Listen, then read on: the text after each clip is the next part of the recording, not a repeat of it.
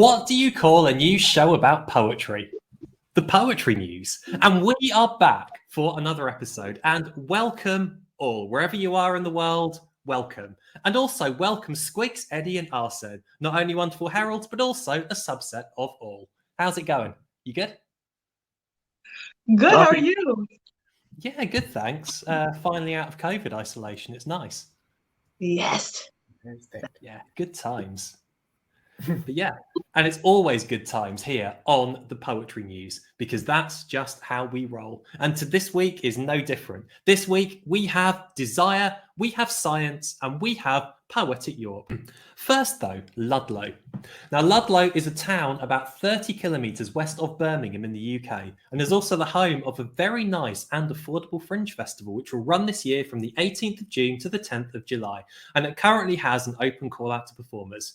Now, don't get me wrong here. I absolutely love and adore massive fringe festivals like Edinburgh to get poets and actors and musicians and theatre makers and everyone all just coming together in the city is amazing. But big ones are so competitive and they cost you about the GDP of a small country. However, Ludlow Fringe doesn't. It only has a performer registration fee of £65 and most of its venues are free to hire. They also do a lot of the legwork in terms of putting you in touch with suitable venues, automatically putting you in their promotion, ticket sales, stewarding, marketing, flyering. They have a 70-30 split between performer and organiser. They even, where they can, offer subsidised accommodation. And 2022 will be the festival's 10th year. I don't know any of the people involved personally, but it looks like a really good-hearted festival run by people with a genuine love of performance art. So if you've got a show you want to put on, a book you want to promote, or you just fancy a nice creative summer holiday, then this might be for you. And for more information, check out ludlowfringe.co.uk. And also check out what the wonderful heralds think about this. What do you think of fringe festivals? What's your experience of them? Have you performed at them? What do you think about the costs, etc.? Well, I didn't know anything about fringe festivals until just recently, which is awesome because I checked them out and they seem amazing. We don't have anything here like that. But what I love most about this specific festival is that how cheap it is to get a spot. And this is something I notice a lot, like back when I used to host in-person events, which is you just know when the focus of the organizers is the art itself, not necessarily the finances behind it. Because when I used to do some of my events or some of my open mics in venues that focus a lot on income and how many people show up and how many drinks are bought, etc., you would get this feeling that the show would fail or that there isn't much of harmony and comfort in that event. Whereas the places that have these affinity and they don't care even if just one person shows up. We just want to enjoy the venue, the event, the evening, etc. And I get this feeling from that fringe festival where it feels like this is the focus. The focus is on the artists and let the artistry show. So I think this is amazing. And this translates in the work that should be or that will be presented. That's amazing. Thank you. Yeah, I also don't really have much experience with fringe festivals, but I do have experience with multi-talent showcases, which are, I think, similar but not as grandiose, not as big because of capacity. And I can only speak to the price factor, really. I do think that the higher the price of entry to go into festivals and demos like this, the less motivation I feel like I have as a performer, because I think, oh, they're just trying to make money off of me, but do they actually value my talent or the talent of anybody else here? Do they even understand the value of the talent that's on their stage? They're just trying to make money. And yeah, so I definitely appreciate events like this where it's about the talent and not about the money. I think it's a wonderful idea. Actually, here in Winnipeg, we have the International Fringe Festival, and it's a big deal. It's like a very artsy community thing, but it still feels like very grassroots. And the way it works here, anyways, is that anybody can submit like an idea for a poem, like a performance, and it gets into a raffle. So and then they draw names and shows like every year. So it's pretty much random, and it's always a good time. I think when the world opens up again, which is also awesome, is that why not make like a year trip of going to every Fringe festival specific to different locations around the world? My God, that's like, yeah, right. That would be a mind blowing creative experience. I love this. Thank you, Martin, for bringing this to the show. No worries. And also thank you to the organisers of Ludlow Fringe for putting this on. So if you're interested, ludlowfringe.co.uk. Hope to see you there. And we'll be back right after this.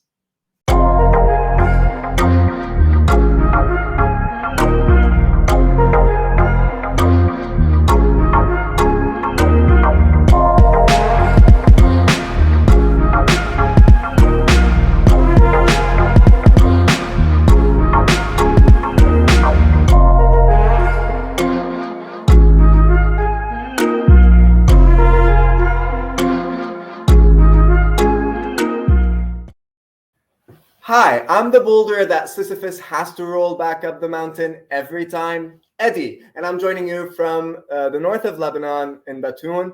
Today, I'm bringing you a workshop by the Blue Mountain Poetry Salon titled What Visual Arts and Poets Have in Common. And it's happening on March 5, my birthday, at 6 p.m. GMT.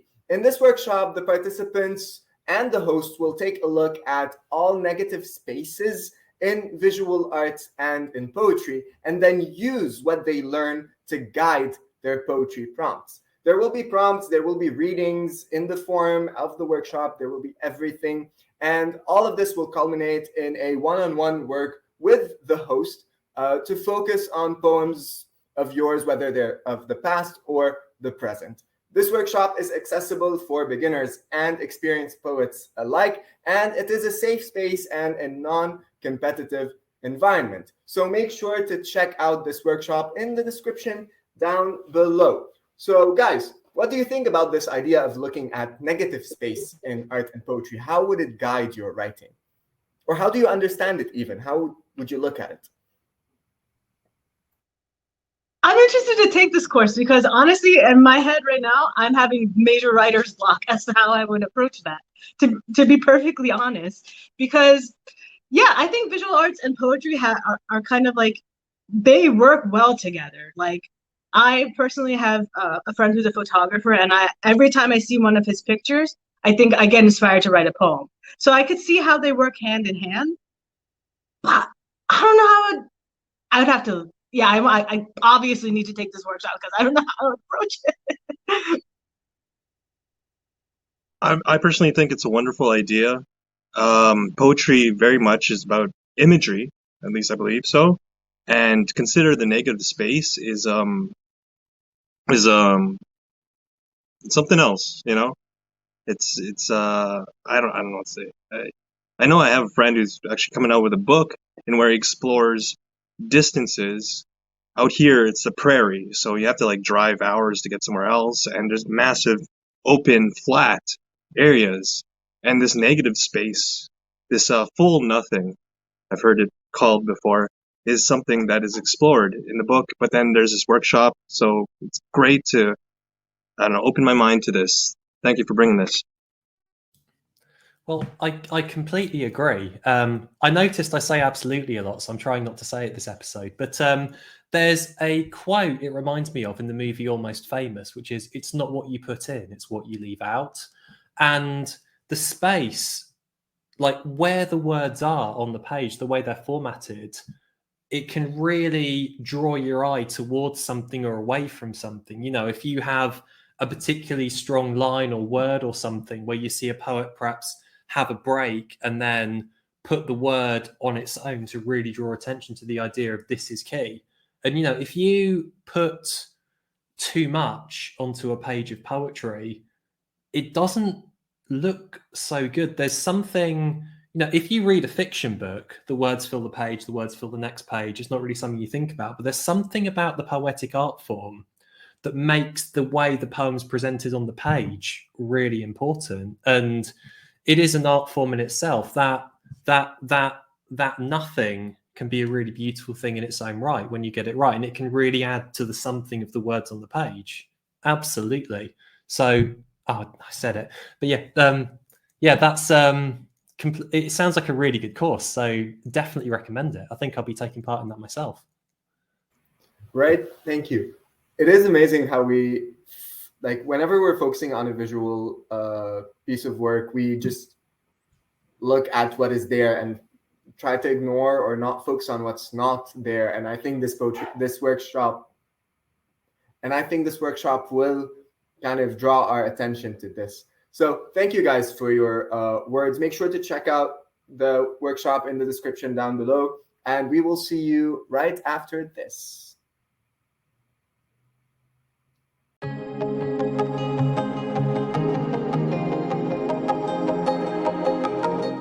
Hello, good morning, good afternoon, good evening, wherever you are in the world. It is I again, Arsen, here to bring you another wonderfully exciting event all the way up in lovely Brooklyn. It is one of the best in the borough, and it is called Brooklyn YAWP. That's YAWP. I apologize if I slaughtered the pronunciation of that name. So Brooklyn YAWP is really cool. I thought it was a very cool platform, and I thought it would be really, really cool to bring to you guys. So it is actually a poetry workshop and an open mic. It occurs monthly through a group called Brooklyn Poets. It's on the second Monday of the month. So the next one that will be happening on March 14th from 7 to 9:30 p.m. Eastern Standard Time. The signups are through their site, available on their site, or Eventbrite. It's $5 for just the open mic and $10 for the open mic and the workshop. Unfortunately, not a free 99 event, but hear me out. Okay, in this particular open mic, it is very selective in that you need to go on there right away and sign up, because there's only 20 reserved spots for it, right? Secondly, this is for everybody. If you've never written a poem before, or you need a kick in the pants, as they say, to start again, this is the place for you, because it gives you that workshop and the open mic option. And here's the cool part for me, right? Not only is it an open mic and a workshop, after the open mic, audiences vote on the pieces that have been performed, and one of them becomes the poem of the month. And that puts them in the running to be the poem of the year, which gets published by Brooklyn Poets.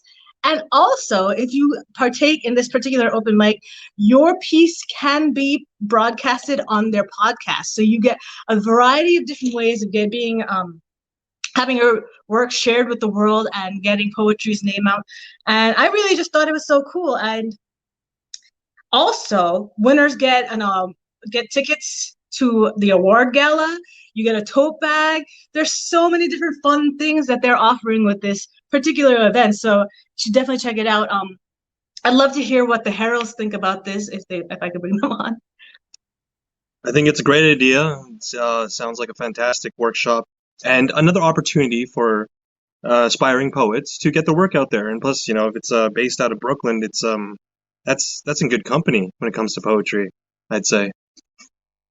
I completely agree. This sounds like a fabulous event. And also, how many awesome poetry groups and events are there around the New York area?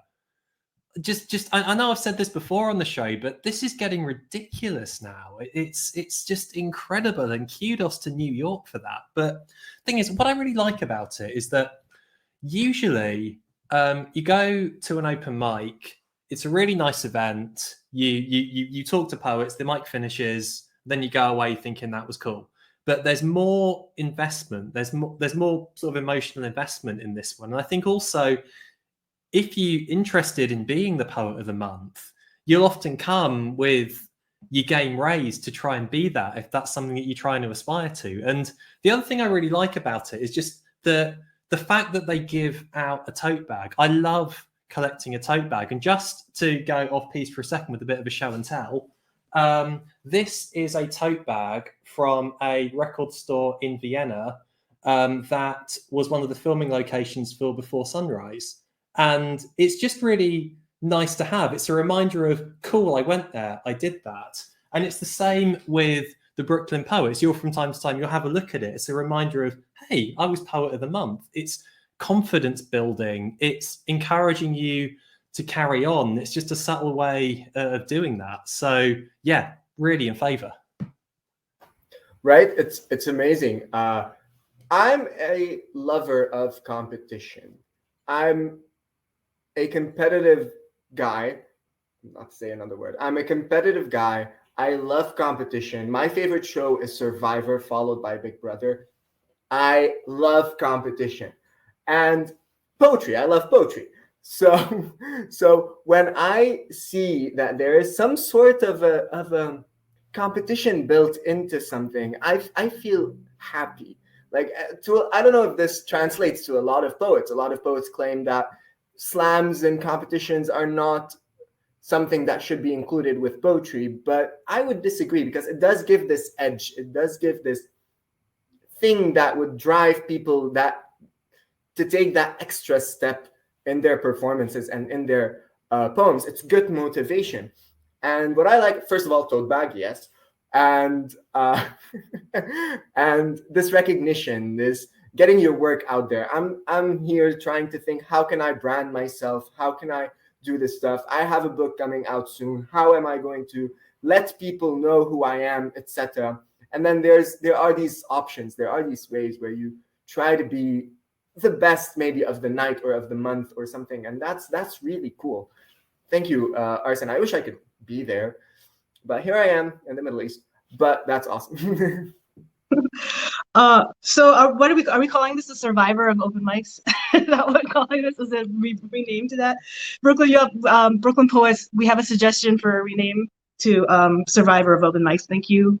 And but yes, thank you guys so much for your input into this. And ladies and gentlemen, Brooklyn YAWP is bringing you something new, something to bring your A game, something to motivate you to go out and pursue your dreams, which we always love. We're here for that, right?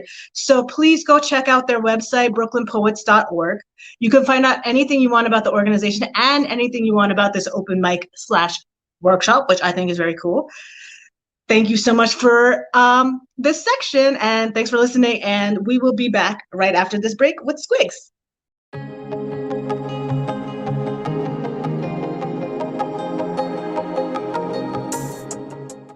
Good morning, good day, good evening, everyone as well. I am Squigs, reporting for the Poetry News, coming at you from Winnipeg, Manitoba, Canada.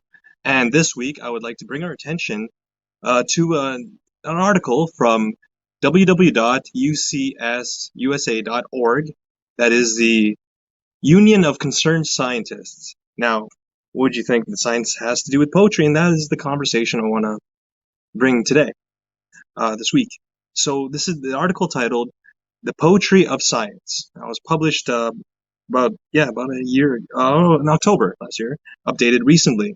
But it's a great page. You go to this website, and for which, of course, the link every week is provided to our viewers. In the script, the article goes on to read, contemporary poets whose work explores science and our relationship to the earth. As well, when you get here, you get a live record. You have a link to view a recording on YouTube from a piece from poet Maria Melendez-Kelsen. Maria Melendez-Kelsen is an author of 2 collections of poetry from University of Arizona Press. How Long She'll Last in This World, 2006, and Flexible Bones, 2010. As well, there's numerous other poets featured here, bios, and their pieces, poets such as Elizabeth J. Coleman, who is a poet, environmental activist, public interest attorney, teacher of mindfulness, and a poetry translator, as well as Kimiko Han, who is the author of 10 books of poems, including Foreign Bodies, by W.W. Norton, 2020, Brain Fever, WWN, 2014, and Toxic Flora, WWN, 2010 as well. But I wanted to recite a piece written here, and you get like other poets are Jenny Key, author of Focal Point, winner of the 2020 Steel Toe Books Poetry Award, also has one of their pieces here. But I want to recite a piece from Jane Hirschfield, who's has a recent 9th book of poetry. This is called Ledger by Knopf, 2020. Jane Hirschfield is among the foremost voices for the biosphere in American poetry. She founded Poets for Science in conjunction with the first 2017 March for Science in Washington, D.C. Now, I want to read her piece. On the 5th day. On the 5th day, the scientists who studied the rivers were forbidden to speak or to study the rivers. The scientists who studied the air were told not to speak of the air, and the ones who worked for the farmers were silenced, and the ones who worked for the bees. Someone from deep in the Badlands began posting facts. The facts were told not to speak and were taken away. The facts, surprised to be taken, were silent. Now it was only the rivers that spoke of the rivers, and only the wind that spoke of its bees. While the unpausing factual buds of the fruit trees continued to move toward their fruit, the silence spoke loudly of silence, and the rivers kept speaking of rivers, of boulders and air, bound to gravity, earless and tongueless. The untested rivers kept speaking. Bus drivers, self-stalkers, code writers, machinists, accountants, lab techs, cellists kept speaking. They spoke. The 5th day of silence. And that was On the 5th Day by James Hirschfield. And please visit this website. Once again, that is on www.ucsusa.org. The article is titled The Poetry of Science. And I would like to bring back my heralds to just have a quick chatty chat about the relationship between science and poetry. What does that mean to you? Well, personally, it means quite a lot to me. So, I mean, I'm not a scientist, but I'm somebody who I like to geek out on science things from time to time. Kind of read articles, watch science documentaries, read books about it, that sort of thing. And I think, as much as anything, that specific poem that you highlighted, I mean, the facts were told not to speak. I mean, what an incredible line is that? And it's such a great example of how poetry can work so well as allegory, and it can mean so much more than the actual words themselves. I mean, if ever there was a time when the belief in science was in kind of a crisis, it feels like it's very much now, and the diminishing of the idea of facts being facts and things like that, and just the sort of almost like sort of fact tribalism that's sort of come in, where I'm not going to believe facts because they disagree with what I want to be thinking. It's not everybody by any means, but it's certainly, it's very much that sort of classic case where sometimes the voice that shouts loudest gets the most attention, even perhaps when it doesn't deserve to. But to actually answer the question, rather than ramble on about my dislike of anti-science people, just poetry can combine with anything, and science is no different. And poetry can make science beautiful in the same way that it can make astronomy beautiful, like we've done before, or places beautiful, or whatever it is. So I have absolutely got time for any poetry related to science. That combines two of my favorite things and makes me very happy. Well, I would agree with Martin in the idea that poetry is everywhere, and if it is with science, that's cool. And this specific poem that you picked, Squigs, does have is beautiful, first of all, and it does speak out, and it is something that we are facing now. We are experiencing now this belief in science, and in fact, people believe scientists and experts. But I can't say I have a huge but here, but there is something about poetry and science that really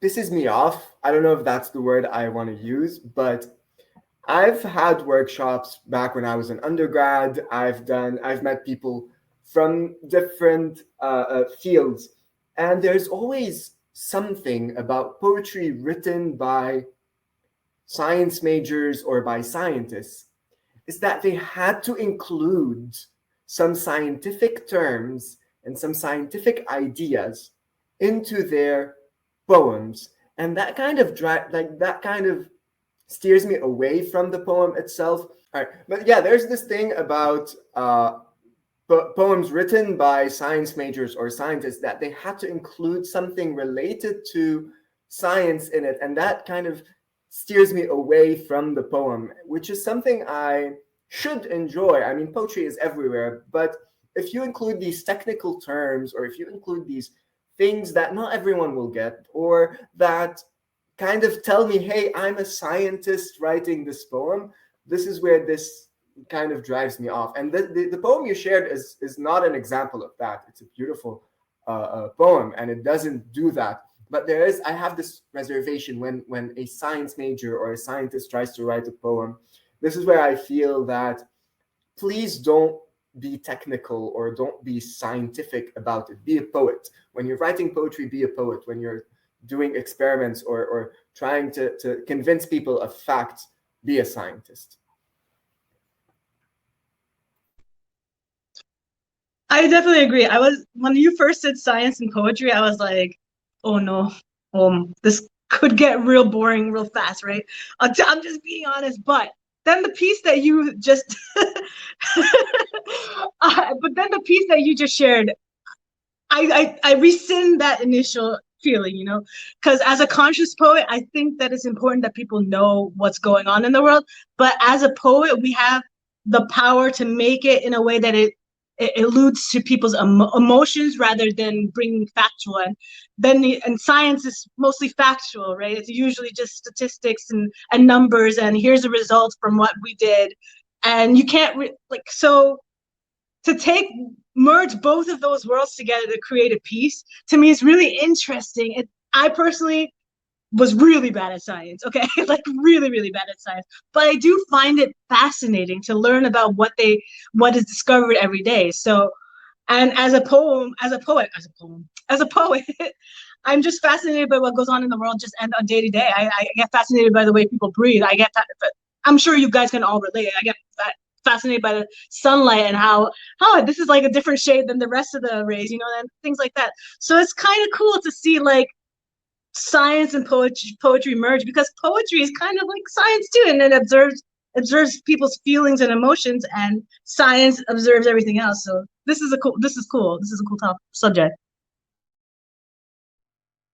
Well, thank you for that.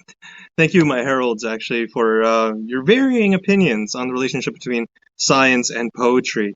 I would like to quote from Arthur C. Clarke. That's, well, I mean, inventor, futurist, writer, more, I suppose, scientician than scientist. But Clarke devised 3 laws, and the third of his laws being that any sufficiently advanced technology is indistinguishable from magic. And I know this comes from science fiction, but coming here from your local Trekkie, I think that is very poetic. And that is my time. Thank you all for joining us again, our wonderful heralds. Please, yes, check out the links, talk to us, write some comments. What do you think about the relationship between science and poetry for yourself? And so we're going to close off the show. Thank you again for joining us. And I believe we'll have Eddie with the particulars. So thank you. We'll be right back after this. So we would love to know what you think about what we've covered on the show today. What do you think about writing desire through poetry, the idea of negative space on the page? What do you think about the Brooklyn Poets YAWP? Have you been to the event? Have you won Poet of the Month? Have you been on the podcast? What about science in poetry?